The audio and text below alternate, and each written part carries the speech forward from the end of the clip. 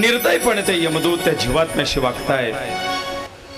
म्हणे हा जाये हा सूत ऐसा अहोरात्र शोक करीत तयाचे दुःखाचा भावार्थन किते म्हणून सांगावा. काय दुःख सांगावं त्याचं वर्णन नाही करता येत. त्यावेळेला त्या दुःखित जीवाला पाहून ते यमदूत सांगतायत बाबा रे एक गोष्ट सांगू.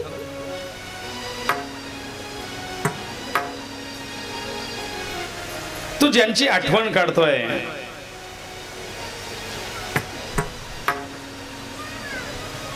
ते कोणीही येणार नाही. धनान गे हे पशवश्च गोष्टे.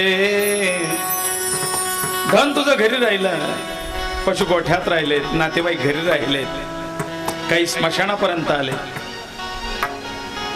काही चितेवर बसले. बसले का नाही बसले. इथे तुला एकट्यालाच पुढचा मार्ग तू एकटाच चालणार आहे. यांची आठवण काढून काही उपयोग नाही.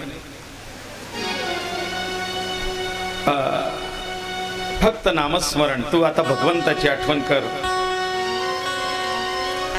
ही यमगीता जी यमे आमा कथिली ती शुभत्वा तू का नाही ऐकिली. ऐकोणी भक्ती का नाही बैसले नास्तिक भासले तुझ खरी. अरे जी यमाने आम्हाला यमगीता सांगितली आहे म्हणजे हेच आत्मपुराण, म्हणजे गरुड पुराण, म्हणजे कर्मविभाग संहिता, म्हणजे कर्माचा सिद्धांत. यमगीता बघा मी 108 गीता सांगितल्यात मागे. त्या 108 गीतांमध्ये ही एक गीता आहे. यमाने सांगितलेली गीता तिला यमगीता असं म्हणतात. त्याच्यात हेच सगळं वर्णन आहे. जीवात्म्याचे कर्तव्य आहे. मग ते आत्मपुराण, ते गरुड पुराण, ती यमगीता, तो कर्म सिद्धांत तू कधी ऐकला नाही का? आणि ऐकलाही असशील. ऐकून भक्ती का नाही बैसली. ऐकून मग तुझ्यात काही बदल नाही, काही परिवर्तन नाही. जे परिवर्तन मी 6 वर्षापूर्वी आणि त्या 6 वर्षानंतर लक्ष्मण जगन्नाथ शिरोडे या व्यक्तीत पाहिलं ते एका गरुड पुराणात.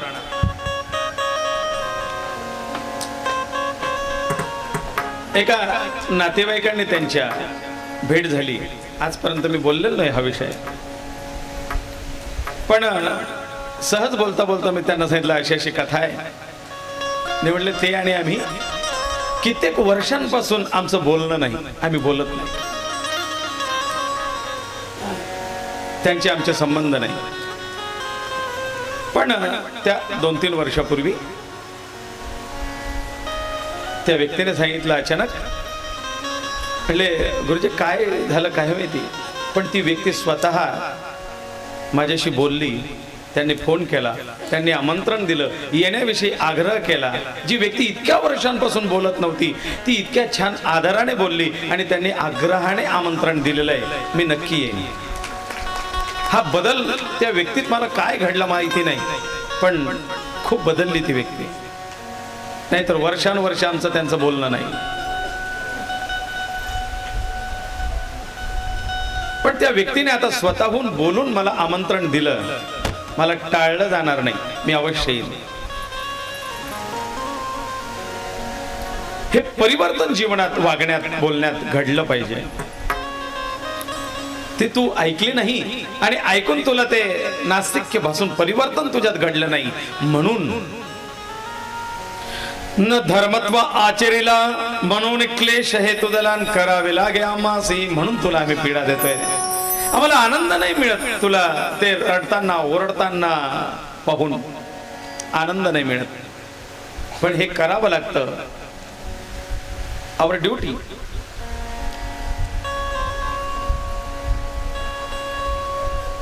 आणि छान गप्पा गोष्टी चालतात मित्राप्रमाणे. जीवात्मा आणि ते यमदूत काही वेळेला छान उपदेशही करतात ते. आणि म्हणून या यमदूतांप्रती अन्न पाण्याचा भाग सांगितलेला आपल्या श्राद्ध पद्धतीमध्ये. पूर्ण वर्षामध्ये कमीत कमी 3 वेळेला मारवाडी समाजात ते 13 कुंभ 13 कलश त्याची पूजा, त्याला सुतवून त्याचं पूजन करणे आणि त्याचं दान अशी पद्धती आहे. आपल्याकडे सुद्धा ती होती, हळूहळू ती लोप पावत चालली. ती तशी पद्धती न राहता मग कलश दान, कुंभ आलेल्या पाहुणे मंडळींना कुंभ दान द्यायची पद्धत झाली. मग हळूहळू त्याच्यात बदल झाला. मग फुलपात्रे आलेत, पेले आलेत. मला असं वाटतं त्या वर्ष श्राद्धाच्या वेळेला का उत्तर कार्याच्या वेळेला अण्णांना विचारलं, मग या कुंभदानाचं जे तुम्ही गरुड पुराणात सांगितलेलं आहे, कुंभदान करावं तर त्या कुंभाचा काही उपयोग होईल का, काही आपल्याला त्याला पर्याय करता येईल का? अण्णा असं काहीतरी करा की जे आठवणीत राहील, उपयोगात येईल. जर ती वस्तू उपयोगात आली तर त्याचं पुण्य पटकन तुमच्या खात्यावर येईल. सेलोच्या इम्पोर्टेड पाण्याच्या, गरम पाण्याच्या बाटल्या, थंड आणि गरम राहील त्याच्यात दिवसभर 24 तास, त्या बाटल्या गिफ्ट म्हणून दिल्या होत्या. कुंभदानाचं ऍडव्हान्स रूप पाण्याचीच बॉटल आहे. पण आज काळाची गरज आहे. ऑफिसला जात असाल पटकन बॅग मध्ये टाकेल, शाळेला जाणारा असेल पटकन बॅग मध्ये टाकेल. उन्हाळ्याच्या दिवसात गार मिळेल, हिवाळ्याच्या दिवसात गरम पाणी मिळेल. उपयोगात येणारी वस्तू आहे. काहीतरी बदल. आणि या 13 कुंभ नाही तर निदान 3 तरी द्यावेत वर्षभरात असं म्हटलेलं आहे. एक तो 13व्याच्या दिवशी कुंभदान, कलश पूजन करतो आपण, तो कुंभदान असतो. दुसरा वर्ष श्राद्धाच्या वेळेला कुंभदान सांगितलेलं आहे. आणि तिसरा कुंभ मध्ये सांगितलेलं आहे भरणी श्राद्धाच्या दिवशी. वर्षभरात कमीत कमी हे 3 कुंभदान घडावेत. आणि ह्या कुंभदान का, तर याचा भाग त्या यमदूतांना असतो जे त्या जीवात्म्याच्या सोबत आहेत. त्याच्याने ते यमदूत सुद्धा प्रसन्न होतात आणि यमदूताच्या त्या जीवात्म्याच्या सोबत ते या धर्माच्या गोष्टी करून तेही प्रसन्न असतात. पुढे अनेक यातना आहेत. प्रत्येक महिन्याच्या याला बव्हा पदपुरी प्रेत जाई, तेथे आपदा अनिवार. कुठे थंडी फार आहे,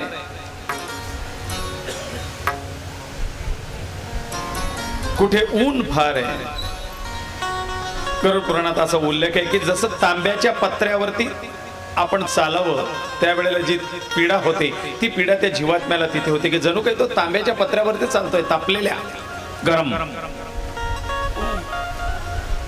वरती 12 सूर्य एका वेळेला तापावेत आणि त्याचं जे ऊन रखरखत पडावं त्याप्रमाणे दाह होतो, ताप होतो. मग याच्यातून तो जीवात्मा त्याने आपल्या आयुष्यात छत्रदान केलेलं असेल, ते छत्रदानाचं पुण्य त्याला तिथे आडवं येतं. ते शीताट्यपुरी, थंडीची जी पुरी आहे जिथे भयंकर थंडी आहे, त्या ठिकाणी त्याने आपल्या आयुष्यात वस्त्रदान कधी केलेले असेल त्या वस्त्राचं पुण्य त्याला आडवं येतं. ह्या जो तप्त वातावरण, संतप्त भवन, त्या ठिकाणी पादत्राण, जोडा चप्पल कधी कधी कोणाला दान केलेले असतील. मी म्हणत नाही, मी तर क्रियेला गेल्यानंतर आता कमी केल्यात, कारण माझ्याकडे शक्यतोवर ब्राह्मण समाजच आमचा असायचा म्हणजे आहे. पण गेल्यानंतर मी कधी गरुड पुराणात सांगितलं नाही तुम्ही ही चप्पल दान करा, छत्री दान करा. कारण देण्यामागे त्या व्यक्तीचा भाव शुद्ध नसतो. तुमच्या त्या छत्र्या घरी घेऊन काही उपयोग नाही. मग जिवंतपणे एखादा गोरगरीब आहे त्याला छत्री दे. एखादा तळतळता उन्हामध्ये उघड्या पायांनी बिना चप्पलचा चाललाय, चटके लागतायत, त्याला तुझ्या पायातले काढून दे, भले नको नवीन घेऊन देऊ. तुझ्याकडे जुना जोड असेल, चांगला जो व्यवस्थित असेल तो दे. पण त्याच्या चेहऱ्यावरचं समाधान तुला त्या चप्पल दानाचं पुण्य देईन. भले तुझ्या मुलांनी तुझ्या निमित्ताने तुझ्या मरणानंतर नाही दिली तरी चालेल. त्या मुलाने सांगावं, गुरुजी आमच्या वडिलांकरता आम्ही सगळं केलंय आणि आमच्या वडिलांनी वस्त्र दिलंय, छत्र दिलं, पादत्राण दिलं, त्यांच्या हाताने सगळं दिलंय. ते म्हणून नको देऊ, आम्हाला गरज नाही. त्याच्या हाताने पुण्य केलं, पवित्र झाला, त्याच्या गाठीशी पुण्य आहे. पण जे त्यांच्या हातून घडलं नाहीये आणि म्हणून ते त्यांना मिळावं याकरता उत्तर कार्यानंतर ते दान केलं जातं. आजकाल त्या वस्तूंची फारशी किंमत नाही. पूर्वी वाटायचं ते मोल. आजकाल आपण ती 500 रुपयाची गाय घेतो, 5 रुपये त्याची किंमत नाही बाजारात. मोडीला गेलं तर एक समाधान आहे. फक्त चांदीची गाय, ब्राह्मणाला चांदीची गाय दिली. मी गरुड पुराणातून ते सांगतो, माझ्या आता कार्याला गाय आणू नको, नाही 100 रुपयाचा चारा घे. एखाद्या गोशाळेला किंवा तुझ्या दाराची उन्हाळा आलेली एखादी गाय जी तिला तुझ्या हाताने खाऊ घाल, ते पुण्य तुझ्या पदरी पडेल. विनाकारण तू भ्रमात मी भ्रमात, तो खोटा व्यवहार काय कामाचा. त्यापेक्षा तुरंत दान महत्वपूर्ण. आपल्या हाताने केलेलं दान आपल्या पाठीशी नेहमी उभं राहील. कर्मावरती विश्वास नंतर करणं आहे, ते श्रद्धा असेल तर कर अवश्य, शास्त्राप्रमाणे. पण अश्रद्धेने ते करत असेल तर नाही केलेलं बरं. या ठिकाणी ते सांगतात, तिथे वस्त्र दिलेले असेल तर त्या थंडीपासून त्याचं संरक्षण, छत्र दिलेलं असेल तर पावसापासून संरक्षण. पाऊस हो, गाराचा पाऊस पडतो असा दगडाचा पाऊस पडतो असं म्हटलंय. दगडाचा पाऊस आपल्याकडे पण पडतो, गार पडते, याच प्रतिरूप तिथे असेल नाही म्हणता येत नाही. जाता जाता एक सुकरमुख नावाचं नरक येतं. सुकरमुख नावाचा नरक म्हणजे चरखा आहे. त्या चरख्यातून त्या जीवात्म्याला ओढून नेलं जातं. पिळला जातो तो, त्याच्यात पिळला. ज्याप्रमाणे ऊस त्या यंत्रात टाकून तो ऊस पिळावा, त्याचा रस काढावा, त्याप्रमाणे त्या जीवात्म्याला पिळलं जातं. हा चरखा तिथे आहे का माहिती नाही, पण इथे आहे. मी सुंदर उदाहरण देतो त्या गोष्टीला. एकदा उन्हाळ्याच्या दिवसात सहज रस घ्यायला म्हणून एका रसवंतीवरती थांबलो. रसाची प्रक्रिया चालू होती, ऑर्डर दिली आणि वाट पाहतोय. त्यावेळेला त्या चरख्याकडे पाहून आठवण आली गरुड पुराणाची. जाता जाता 2-3 ठिकाणी थांबलो. आमचे वडील म्हणायचे, इथला ऊस चांगला नाही, हा बारीक ऊस आहे, याचा रस काय चांगला लागेल, गोड रस असावा, चला पुढे. कुठे थोडासा असा वाळका ऊस होता, चांगला ऊस ज्याच्याकडे चांगला असेल तिथे रस चांगला मिळेल. हा थोडक्यात अनुमान प्रमाण. एके ठिकाणी त्यांनी सांगितलं की हा ऊस. आता शेवटी जुन्या लोकांना आणि शेतीतल्या ज्ञान असणाऱ्यांना ऊसाची पारख, कोणता ऊस रसदार आणि गोड ऊसाचा रसाचा. म्हणले थांबा इथे. का दादा का याच्यात, आता मलाही सांगा. त्याने सांगितलं की ऊस इथे काळा आहे, छान आहे, जाड आहे म्हणजे रसदार आहे, वाढ पूर्ण झालेली आहे, भरलेला ऊस आहे, आणि काळा आहे म्हणजे तो गोड आहे. मग त्या ऊसावाल्याने तो ऊस काढला. त्याची पहिली प्रक्रिया असते, तो काय करतो, त्याला पुसतो. त्याच्यावरचा तो काळेपणा, ते लागलेली पावडर वगैरे ते पुसतो. मग मुळाकडचा 2 कांड्या पेर असलेला भाग छाटून टाकतो. का? कारण कडक असतो तो भाग, मुळाकडचा भाग कडक असतो. सुरुवातीचा शेंड्यांचा अग्रभाग, जिथे ती बांडी असते, त्या बांडीपासून 2 कांडेवाला भाग तोडून टाकतो. बांडी खाल्ली का? एखाद्या दिवस बांडीचं आमच्याकडे गाईला यायचे ना, खाऊन पाहिलेली. निचळ लागतं नुसत्याशी, पाण्यात साखर टाकावं त्याप्रमाणे एकदम पानसट बांडीचा ऊस. आणि मग यायच्या त्या गंडोऱ्या, ऊसाच्या गंडोऱ्या छान लागायच्या लहानपणी सगळे. हा रानमेवा. आजकालच्या पोरांना त्याचा आनंद नाही. आता कुरकुरे, दुसरं काही नाही, कुरकुरे मोबाईल याच्याशिवाय जगणं नाही. मग तो ऊस त्याने त्या चरख्यात टाकला, इकडून टाकला, तिकडून काढला, दुमडला, पुन्हा इकडून टाकला, तिकडून काढला, इकडून टाक, तिकडून टाक. रसाचं प्रमाण कमी झालं, पुन्हा त्याने त्याला दुमडलं, त्याच्यात आलं, लिंबू, पुन्हा 4 पदरी केला, इकडनं जोरात टाकला, जात नव्हता, बळजबरी ढकलला, तिकडे गेला, होता नव्हता तेवढा रस काढला 2-3दा घालून. त्या दांडुका असतं त्याच्या हातात एक, त्या दांडुक्याने हात अडकतो ना म्हणून त्या दांडुक्याने लोटून लोटून तो ऊस घातला, रस निघाला. आता त्या ऊसाचा काय राहिला शिल्लक खाली? चोथा. त्याचा रंग कसा आहे? लाल भडक. कसा? पांढरा. हा, म्हणजे मी कधी कधी असं विचारतो, त्या ऊसाचा चोथा राहिला पांढऱ्या रंगाचा, फिकट असा पिवळसर पांढरा पडलेला आहे. तो त्या ऊस रसवंतीवाला कपाटात ठेवतो. रसवंतीच्या शेजारी उकिरडा केलेला असतो, ढीग. त्या ढिगावर सगळा तो चोथा जातो. त्या ढिगावर माशा बनबनत असतात, माशा बिरबिरतात. बाजूला असतं ते सगळा चोथा चोथा बाजूला. मग तो गाळलेला रस त्याला गाळून बर्फ टाकून थंडगार आणि मग तो ग्लास दिला जातो. पितांना म्हटलं हे जीवन आपलं आहे. कसं काय? म्हटलं हा काळा क्षार आणि दांडगा ऊस म्हणजे तरुण, एक घरातली तरुण व्यक्ती, कर्तबगार, कर्ता पुरुष. कारण मुळाकडचा भाग काढून टाकला म्हणजे घरातला वृद्ध व्यक्ती जड झाला. तो आता अवजड आहे, त्याचे हातपाय वाकत नाही, काम नाही होणार, काही कामाचं नाही. एक बाजूला ही बांडी निचळ कोमळ म्हणजे लहान आहे, त्याच्याकडनं काम नाही होणार, फेक बाजूला. कामाचा कोण आहे? हा दांडगा ऊस. कारण याला हाऊस आहे ना, आणि हा ऊस चरख्यात टाकला जातो. संसार रूपी गाडा आहे, संसाराचा चरखा आहे, याच्यात हा ऊस जातो. मग याचा रस काढला जातो इकडून तिकडे, ऑफिस मधून घरी, घरून बाजारात, बाजारातून कामावर. नाईट शिफ्ट, डे शिफ्ट, दिवसा काम, रात्री काम, डबल शिफ्ट. आण पैसे, आण पैसे. हा म्हणतो शिक्षण, शाळा, फी, तो तर दवाखाना, माझ्या गोळ्या नाही आल्या अजून.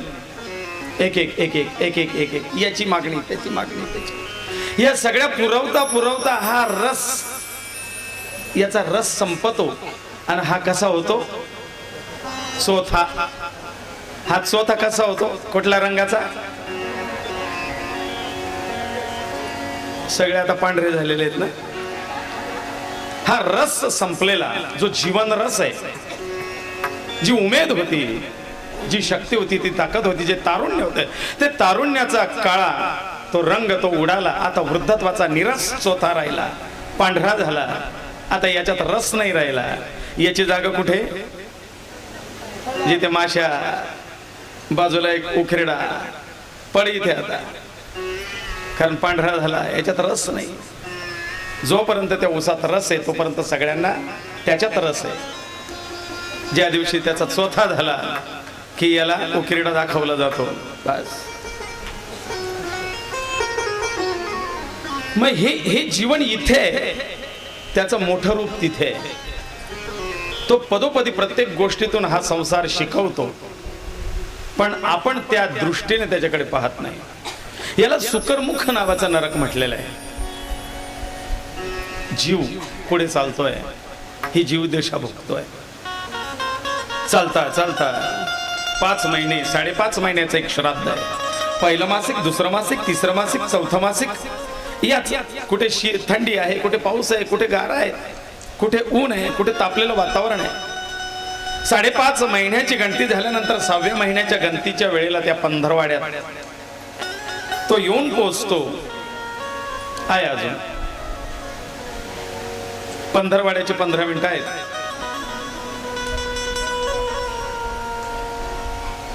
शैलागम, क्रूरपूर, नागांतक, हे एक एक एक एक क्रौंचपूर हे त्याने पार केले. पुढे जातोय. 6 मासांची होता समाप्ती, बहुआपदपुरा प्रतिप्रेत जाई. बहुआपदपूर नावाचं आहे गाव. बहुआपद, आपदा, संकट फार आहेत. त्या ठिकाणी पोहोचल्यानंतर ते यमदूत त्याला सांगतात, बघ आता इथे ना नदी आडवी लागणार आहे, आपल्याला नदी पार करून जायचंय. नदी फार मोठी आहे, यात्रेला आम्ही घेऊन जाऊ. नावेचा, वैयक्तिक प्रवासाचा खर्च ज्याचा त्याचा ज्याला त्याला करावा लागतो. यात्रे करू. टूर्स ते म्हणतात वैयक्तिक तुमचं फिरायचा खर्च तो तुमचा, त्याच्यात आमचं नाही काही आहे. आम्ही तिथपर्यंत नेऊन देण्याचं सोडायचं काम करू.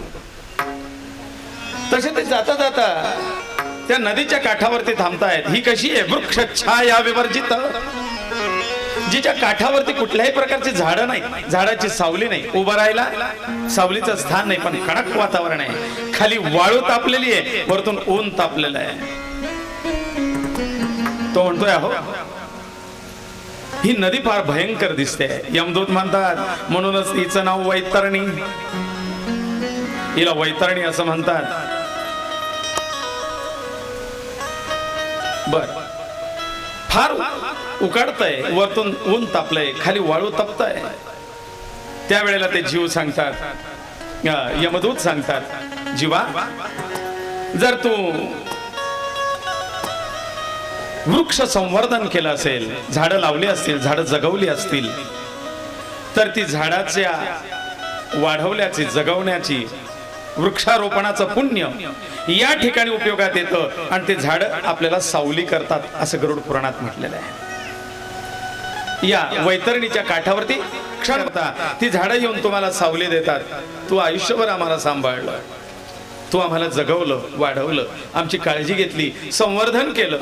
तुझे उपकार आम्ही विसरणार नाही. इथे क्षणभर तुला आम्ही सावली देण्याकरता आलोय. ते वृक्ष त्याला तिथे सावली प्रदान करतात. काल जेवता जेवता मी भालेरावजींना बोललो, आपल्या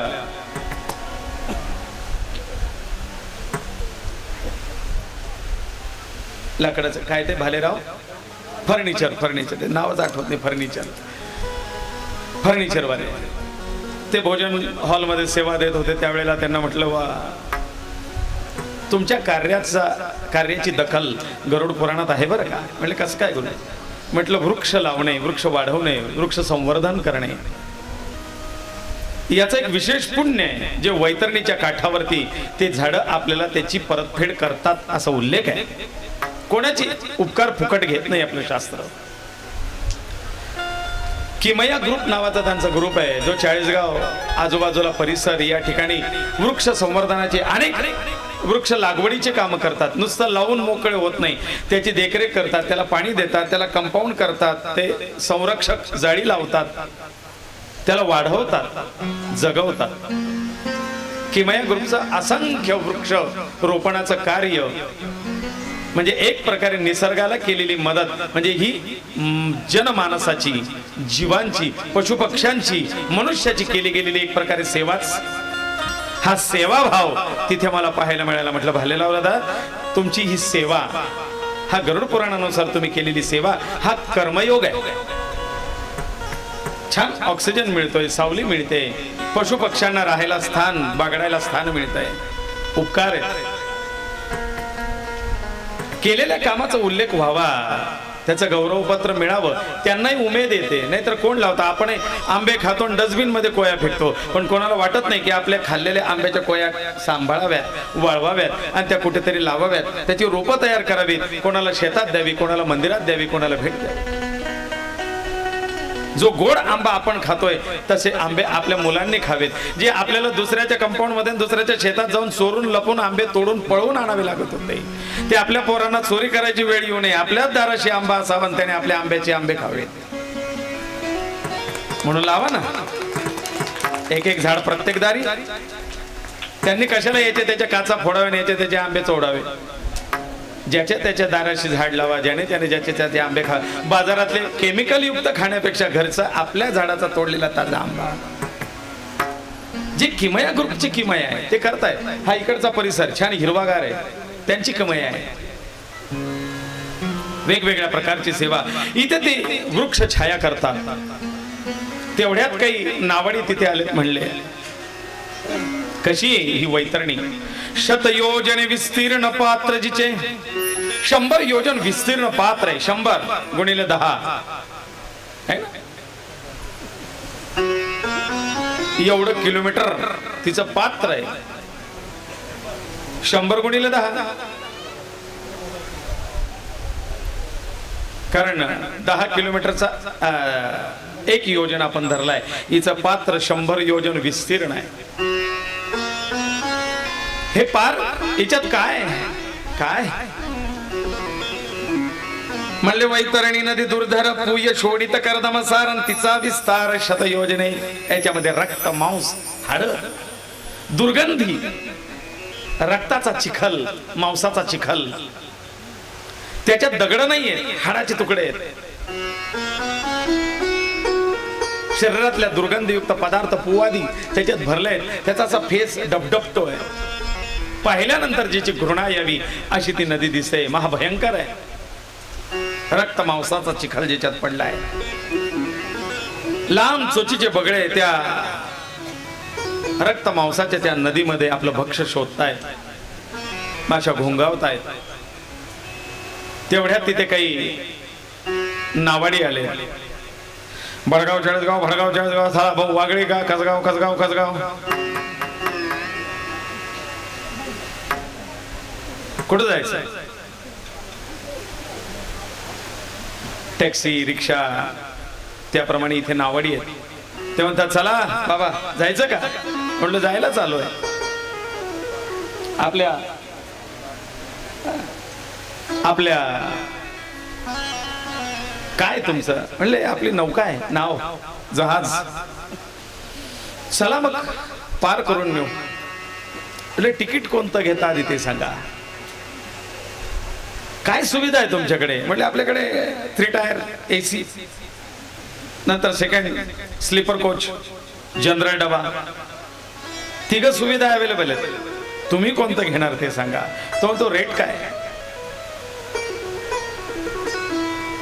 मी समजेल अशा भाषेत सांगतोय. 3 प्रकार पाडले, 3 कॅटेगरीज. काय म्हणले? मग छान आलिशान अशा त्याच्यात सुखाने जायचं आहे. त्याचं काय भाडं?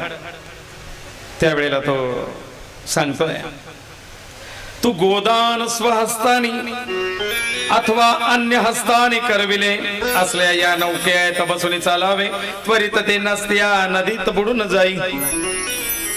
गोदान केलंय? गाय दान केली कधी? किंवा स्वतःच्या हाती किंवा दुसऱ्याच्या हातून गोदान केलेलं असेल तर ते पुण्य इथे लेस कर, ते पुण्य इथे समर्पण कर, दान कर. त्या पुण्याच्या बदल्यात तुला या नावेतला प्रवास मिळेल, नदी पार करून देऊ. तो म्हणतो गोदान नाही कधी शक्य घडलं मला. मग AC नाही, 2nd ऑप्शन बघा. तर त्यांना विचारतो, अहो स्लीपर कोच, AC सारखी सुविधा नाही पण जाता तर येईल ना. म्हणलं भाऊ का नाही? मग तुमचं काय? म्हणले सेवाव्या, पूजाव्या, स्तवाव्या गायी नित्य. ज्याने नित्य गायीची सेवा केली, पूजा केली, स्तवन केलं, गायी खाजवल्या, गायींना गोग्रास दिला, गायीची प्रदक्षिणा केली, गायी सांभाळल्या, गोसेवा केली, त्यांनी याच्यात बसा. गाय दान नाही केली तरी चालेल, गाय सांभाळली, गायीची सेवा केली तरी चालेल. बैस. म्हणलं हे पण पुण्य आपण काही केलेलं नाही. म्हणले मग 3rd ऑप्शन, जनरल डब्यात बसून जा. प्राइस कमी आहे पण तिकडे विचारतो. तिथे विचारलं, म्हणले का हो तुमचं काय? म्हणले गाईला नित्य प्रदक्षिणा केल्या, गाईला नेहमी नमस्कार केला तरी आमच्या या जनरल डब्यात जाता येईल. म्हणले मी कधी गायीचा नमस्कार केला नाही, काही गायींना प्रदक्षिणा केल्या नाही. मग तो म्हणला आमच्या जो पर्याय नाही. नदी डोहात बुडून जाई. बुडून जा. जर एवढंही तुझ्या हातून घडलं नसेल तर या नदीत बुडण्याच्याच योग्यतेचा आहे तू, असं म्हटलंय. जो वैतरणी ती गोदान करतो, ती गोमाता आपल्या शेपटीला धरून त्या जीवाला ती वैतरणी पार करून देते. अशी ही वैतरण. गोपूजा, गोसेवा, गोदान, गाईचा आदर, स्तवाव्या, पूजाव्या नित्य गाई, हे गरुड पुराण सांगतं. का गाईचं महत्व आहे? काय या ठिकाणी गाईला अनन्यसाधारण महत्व? ती आपल्या शेपटीला धरून त्या जीवाला पार करून नेते. पूजा असली तरी गाईचं पूजन आहे, गोग्रास आहे. श्राद्ध असलं तरी गाईला पूजन आहे, गोग्रास आहे. शुभ अशुभ दोघही कार्यात गोमातेचं महत्व आपल्या सांगितलं आहे. कारण गाईमध्ये सगळ्या देवतांचा वास आहे. अनेक देवता गोमातेत निवास करतात. आणि एक सुपात्र व्यक्तीला गोप प्रदान करावं, गाय द्यावी, पण ते पात्र सुपात्र असावं. त्याने सांभाळावी, सेवा करावी, विकू नये, तिचा गैरवापर करू नये. आणि अशा व्यक्तीकडे सुपूर्द केलेली गो, ती गोमाता महत्पुण्यदायक आहे, मोक्षदायक आहे. मग ती गाय दान करताना तिचं एक विशिष्ट प्रकारे पूजन आहे. पूर्वी तर सांगितलेलं आहे, स्वर्णशृंगी रौप्य खुरी, सोन्याचं शिंग चांदीचं खूर लावून, अंगावरती झूल टाकून, मुखाला ते मोरखी लावून, तिच्या खाण्यासाठी पात्र आणि तिला पुरेल एवढं त्याच्यातलं सरकी, ढेप आदी भक्ष, तिच्या पाणी पिण्यासाठी बादली, दुधासाठी भांड, हे सगळं याच्याने युक्त सदक्षिणा पूजनपूर्वक अशी ती गाय ती दान केली जाते. आता इगतपुरीला एक चांडक परिवार, त्यांनी गोदान केलं याच पद्धतीने. अगदी चांदीचे खुर लावून, सुवर्ण शृंग लावून, शिंगाला आपल्याकडे ते पोळ्याला लावतो ना आपण पितळी शामीगोंडा पितळेचा, तसं त्यांनी चांदीच्या पत्र्याचं असं कवच तयार केलं. गाईला खुर चांदीचे सोन्याचं हे आणि चांदीचं खूर लावून, झूल वगैरे टाकून तशी गोदान केली. आपल्या इथे येतात, गुरु मानतात.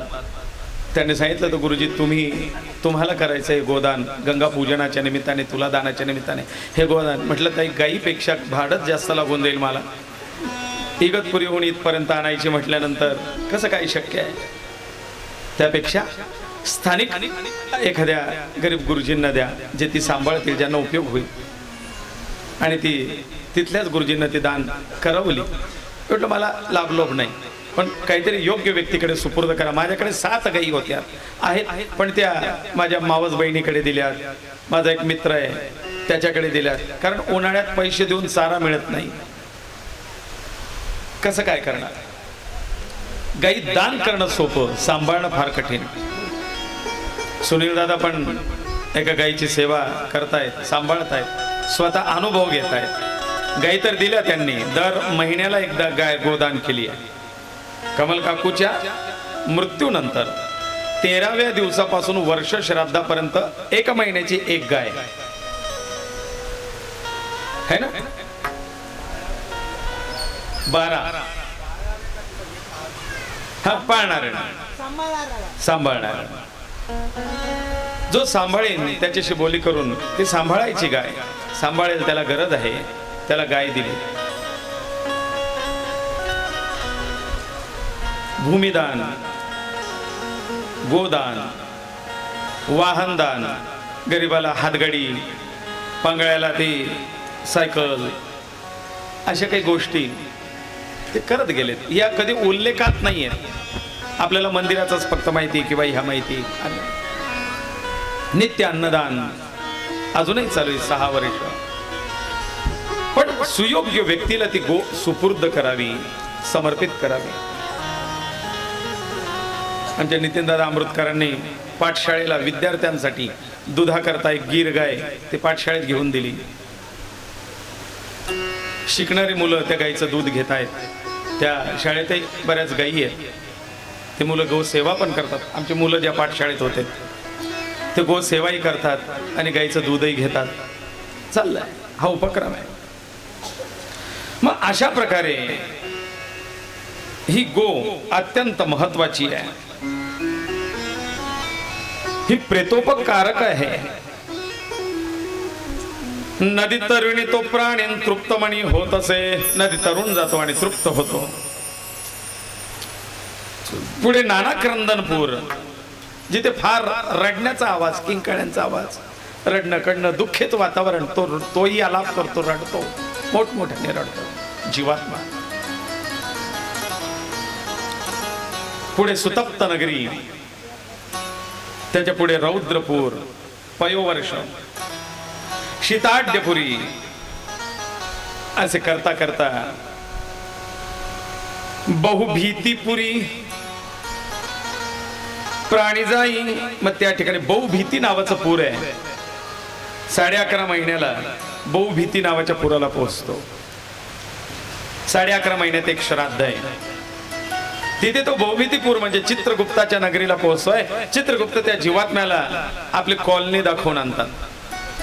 फेरफटका बघ जरा, हे 28 हॉल तयार केलेले आहेत. हे 28 हॉल म्हणजे 28 प्रकारच्या शिक्षा, 28 नरक. कसं वातावरण आहे तिकडे बघून ये. तुझी फाईल तयार होते तोपर्यंत जरा फेरफटका तर मार. आणि तो जीवात्मा ते सगळं पाहतो आणि थरथर थरथर थरथर करतोय. कुठे लाला भक्षक आहे, कुठे सुकरमुख आहे, कुठे शूल वेधक आहे, कुठे कृमी भोजक आहे. अनेक प्रकारच्या त्या नरकांचं वर्णन. तैला माजिन्हानी ती, कुठे तेलात त्याला स्नान घातलं जात आहे, उकळतं तेल. कुठे लाल बुंद तापलेल्या त्या खांबाला त्याला बांधून आवळलं जातं वरतून फटके. कुठे धातू तापवून त्याचा रस त्याला पाजला जातो. आपण म्हणा एवढं सगळं वस्तूपर्यंत तो शिदा राहतो का? कारण त्याला ते यमदूत कापतात, उंचावरतून ढकलतात, मारतात, उलट टाकतात, जाळतात, तळतात. एवढं होई तोपर्यंत तो जीव कसा राहतो? अहो तो पिंडज देह आहे. पिंडज देह आणि जड देह याच्यातला हा फरक आहे. म्हणून तुम्हाला पिंडज देह व्यवस्थित समजावला.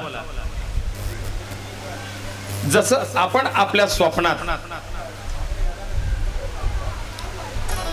माझ्या भावाचं माझं कडाक्याचं भांडण झालं, वाद असे झाले, मारामारीपर्यंत येऊन पोहोचले आणि त्याने अशी खाडकन माझ्या थोबाडीत लावली.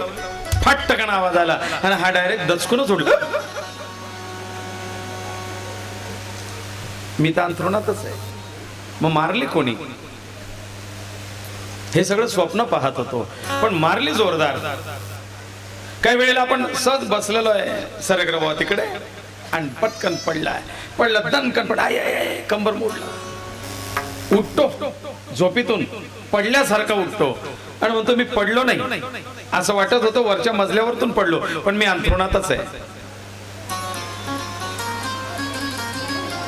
काही वेळेला आपण ऍक्सिडेंट पाहतो, लागलेलं, कापलेलं, आपल्या हातातून भळभळा रक्त निघतंय, लागलेलं आहे, आपण रडतोय, ओरडतोय, मला वाचवा रे कोणीतरी, माझा हात मोडला, पाय मोडला.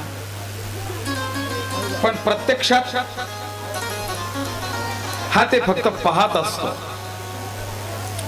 त्या देहावरती काही परिणाम होत नाही. त्याप्रमाणे हा तो सूक्ष्म देह, याला मारलेल्याच्या यातना जरूर अनुभवता येतात, पण वळ उमटत नाही. कापल्यानंतर काय त्रास होतो हा त्या पिंडज देहाला त्याची यातना कळते, पण कापलं जात नाही. नैनम छिंदंती शस्त्राणी नैनम दहती पावका.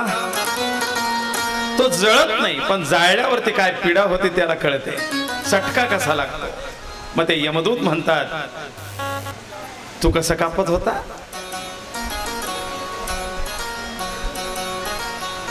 तू कसं दुसऱ्याचं खळ जाळलं, दुसऱ्याचा संसार जाळला, दुसऱ्याचं घर जाळलं, मारलं, कापलं, झोडलं, तोडलं.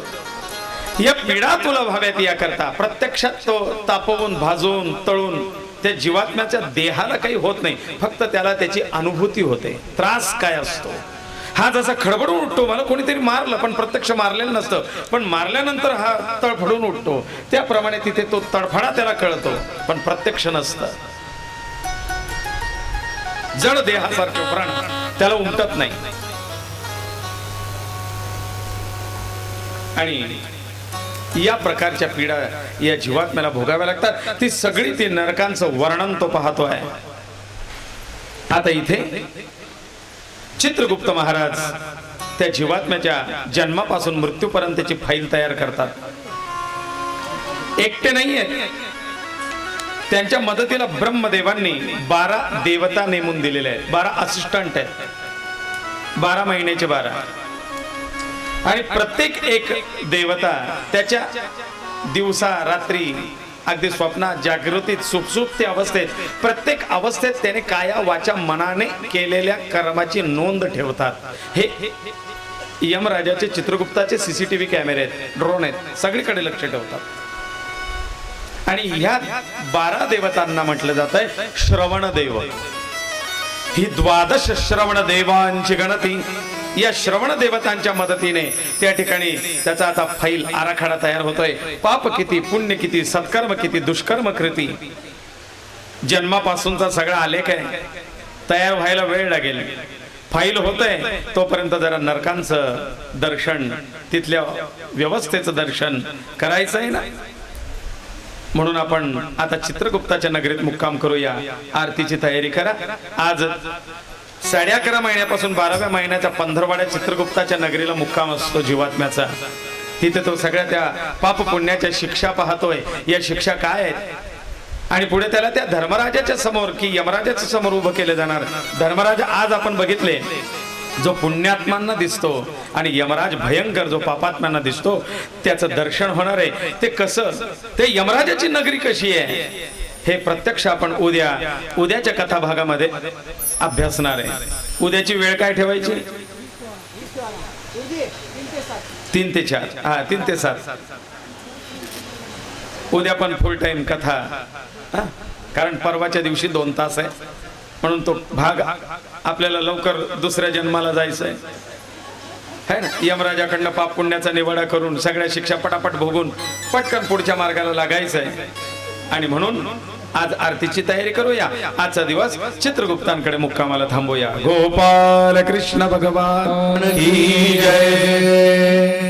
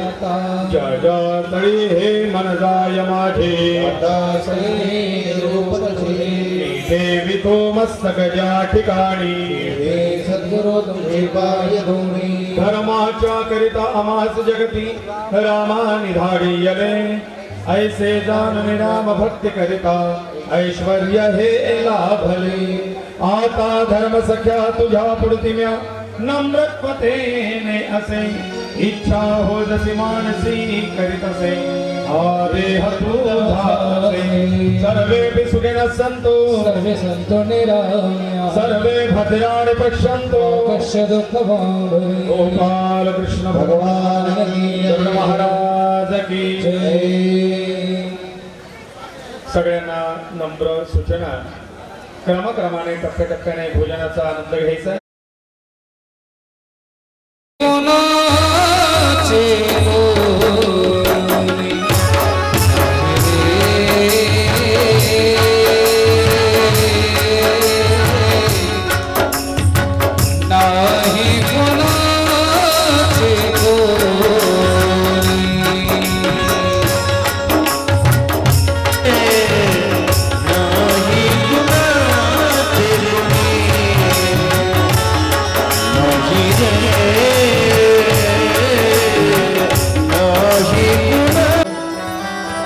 भक्तानुग्रह कृते नमः ॐ ग्रौं ह्रीं वैवस्वताय धर्मराजाय भक्तानुग्रह कृते नमः ॐ ग्रौं ह्रीं वैवस्वताय धर्मराजाय भक्तानुग्रह कृते नमः ॐ ग्रौं ह्रीं वैवस्वताय धर्मराजाय भक्तानुग्रह कृते नमः नमाम्यहं गणेशं त्वं पार्वतीनन्दनं शुभम् नारायण वसुदेव कृष्ण गोविंद हरे मुरारी हे नाथ नारायण वसुदेव हरे मुरारी हे नाथ नारायण वासुदेव कृष्ण गोविंद हरे हे नाथ नारायण वासुदेव कृष्ण गोविंद हरे मुरारी हे नाथ नारायण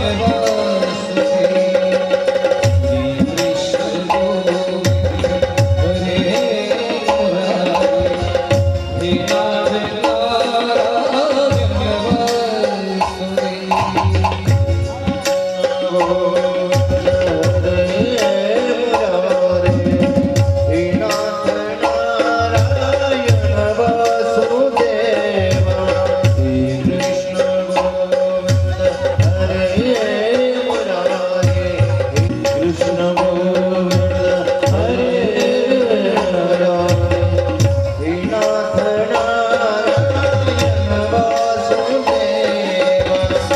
कृष्ण गोविंद हरे मुरारी हे नाथ कृष्ण